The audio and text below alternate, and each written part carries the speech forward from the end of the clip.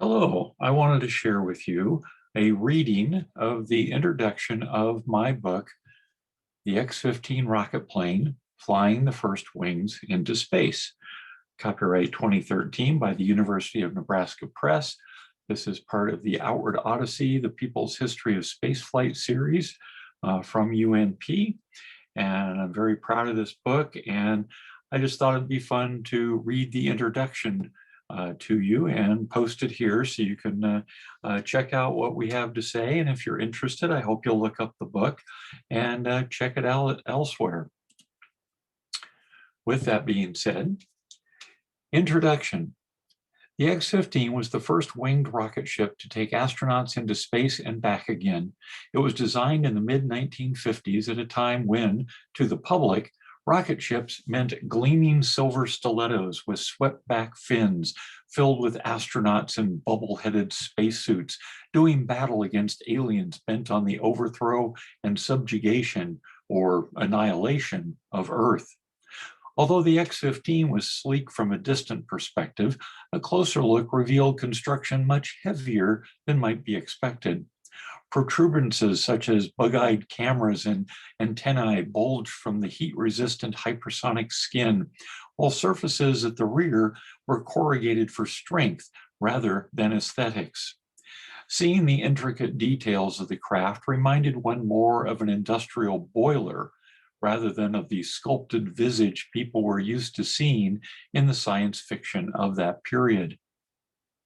Yet the X-15 was still a beauty in its own right, not created to please an audience, but instead was the vanguard of a far-reaching research program that dealt with the real idea of being able to fly a fully reusable spacecraft out of the atmosphere and land it safely back on terra firma under a pilot's control. And even though the experimental data garnered from more than 9 years of flight testing often lent itself to technical journals and scientific publications, the program also inspired people about the real excitement and promise of air and space exploration. A generation earlier, a silver single-engine high-wing monoplane with only a periscope for forward viewing swung in over the ocean and landed at a small field. Local military men with arms linked tried to hold back the swarm of onlookers who attempted to rush the field. Inside the Spirit of St. Louis, Charles Lindbergh shut down the engine, organized his materials and thoughts, then climbed out of his airplane to the waiting jubilation of the people. This was not the evening of 21 May 1927 at the Le Bourget Airport outside Paris, but instead in St. Thomas, U.S. Virgin Islands, more than 8 months later. In early 1928, Lindbergh was finishing a tour that extended throughout Latin America and the northern parts of South America, culminating with stops in the Caribbean. He was riding the crest of fame and admiration for his feat of the first solo crossing of the Atlantic. As with so many places around the world, the entire island of St. Thomas had been enthusiastic followers of Lindbergh's exploits.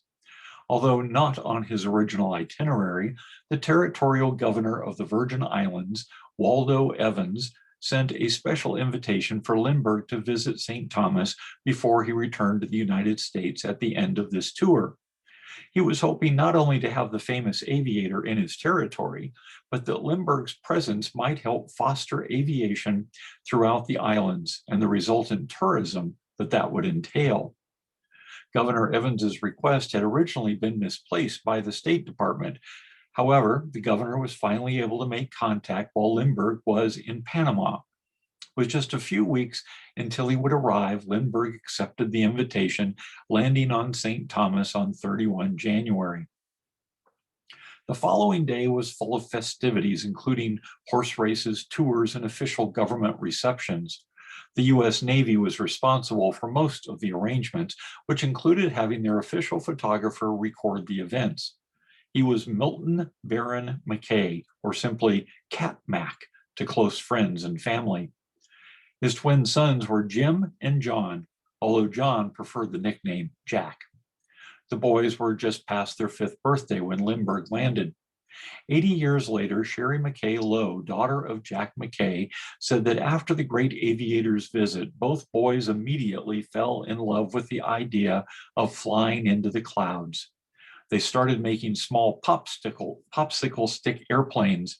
As they grew, so did their ambitions to emulate what they had seen in Lindbergh. They built proper model airplanes and both hoped for later careers in aviation. Jim eventually became an aeronautical engineer, working for the National Aeronautics and Space Administration, or NASA, at the Flight Research Center. Jack was able to enter test flying, becoming the fifth pilot of the X-15 research aircraft.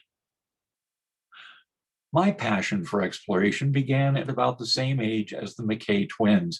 When I was a young child in kindergarten and on into grade school, my father worked for a company called Sangamo Electric, setting up expensive multi-track data tape recorders at government locales such as the Naval Weapons Center at China Lake and the Flight Research Center at Edwards Air Force Base in the Mojave Desert of California.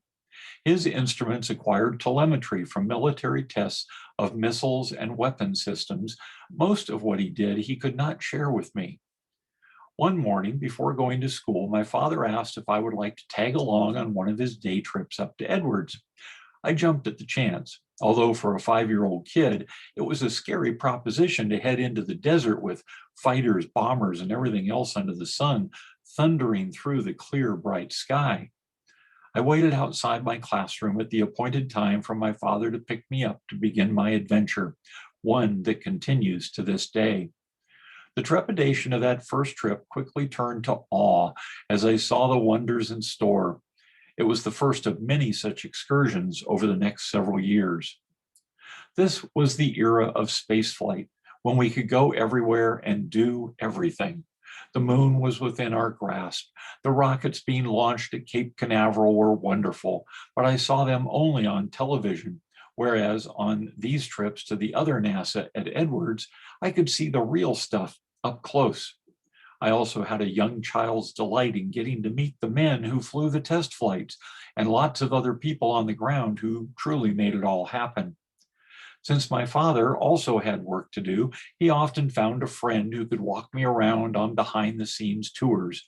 We'd wander through the hangars or out on the flight line to see what was on the ramp being prepared for a future flight, or what may have just come back from a sortie. I vividly recall watching with fascination as the X-15 was slung under the wing of a B-52 and made ready for flight.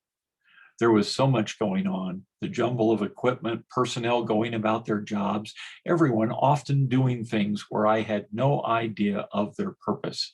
It was paradise for a curious kid with lots of questions and a yearning for excitement.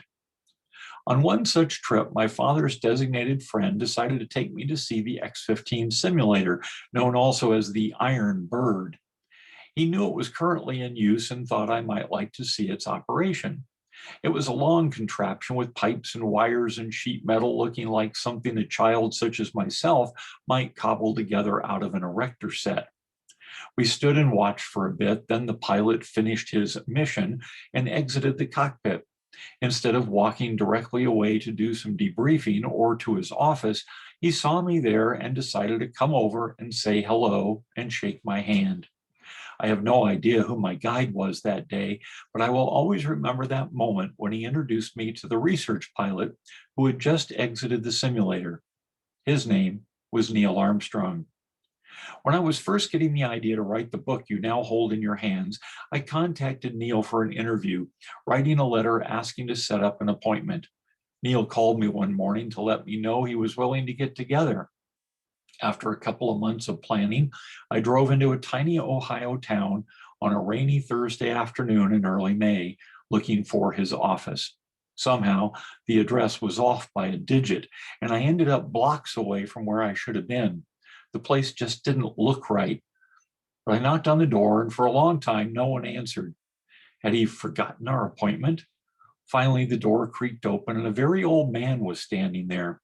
When I said I was there to see Neil, he thought for a long moment, scratched his head, then said, "Oh, you must be looking for that astronaut fella." I told him I was, and he explained the mistaken address number, directing me to the right location down the street. Soon afterward, I was knocking at the correct door, and his secretary, Vivian, immediately answered and invited me in out of the rain.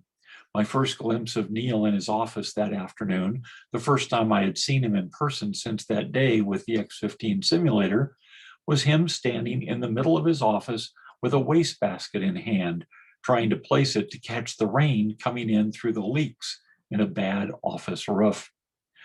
The can was just one of several I saw scattered about the room.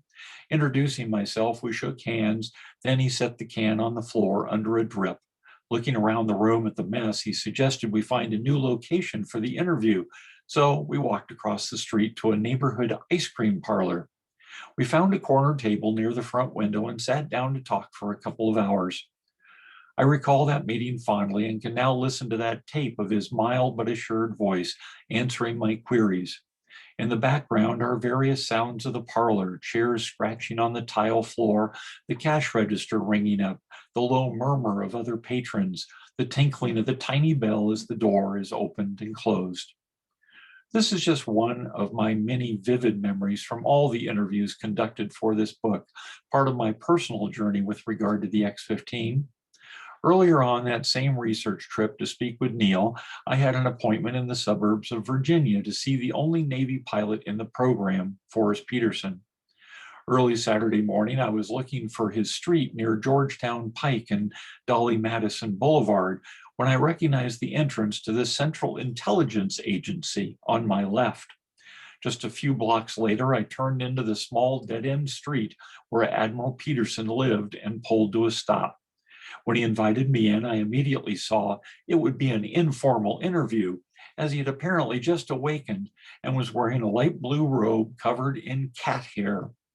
We conducted the interview at his kitchen table as his wife puttered around making coffee. Each interview was special. Joe Engel in a dimly lit sitting room with a porthole at the Queen Mary cruise ship in Long Beach, Scott Crossfield on a bench in the echoing hallways of the Rayburn Senate office building in Washington, D.C. Another Armstrong, this time Johnny, opening his desk drawer at Edwards, pulling out a piece of the X-15A2 scramjet he had found in the desert after Pete Knight's high-speed flight in 1967. Jack Koff and Milt Thompson at their desks at Dryden on Christmas Day with brownies Cherie and I brought to share as we conducted the research. Robert Rushworth with his doormat reading "Aliens, Welcome" when we went to see him on my birthday. Pete Knight fielding phone calls as he was deciding whether to run for political office for the first time. Walt Williams in a dark house hooked up to his oxygen tank, 17 technicians and engineers from the program in a back room at a restaurant speaking together of their X-15 exploits. To keep each other honest, they quipped. Billy Furr sharing a pizza in an out-of-the-way place up in the Sierras. John McTeague proudly displaying a leftover rear landing skid in his living room. Jim Robertson talking of working on the external tanks, then pulling out numerous display cases of creepy and exotic bugs he had collected from his trips all over the world. Jim Townsend becoming animated with stories just weeks before he passed away. Grace Walker and Frida Adams at opposite ends of the country, but both with mist in their eyes as they talked of their X-15 pilot husbands, now long gone. Although I was never able to become a pilot myself, at a very young age, the X-15 and that first meeting with Neil Armstrong had inspired me onto my career path in aerospace, as the Spirit of St. Louis and Charles Lindbergh had for the McKay twins a generation earlier. And that's my introduction to my book. I hope that you enjoyed the reading, and I wish I could read the whole thing to you, but whatever. I hope you enjoy. If you have any comments, leave them below. If you're interested in the book, please look it up on Amazon, Barnes and Noble, any other online bookstore, and I hope you'll check it out. And if I'm in your area, maybe you'll catch me doing a talk on the X-15. I do love to do my discussions on the X-15. I have two of them. One, the X-15 rocket plane flying the first wings into space that covers the entire program, as the book does. And I also have a special program called In the Line of Duty, Michael Adams and the X-15. And that deals with the only fatality in the program, unfortunately. And I did that especially for the 50th anniversary of his loss back in 2017, but I still give that presentation today. And I'm very proud and honored to be able to give voice to the X-15 pilots and all of the other people who worked on the project that I was able to interview over the years to make this all possible. It was a 30-year journey that I took in order to create this book, to get it all written down on paper. And again, I hope you enjoy it. Thank you so much for watching, and take care, and bye.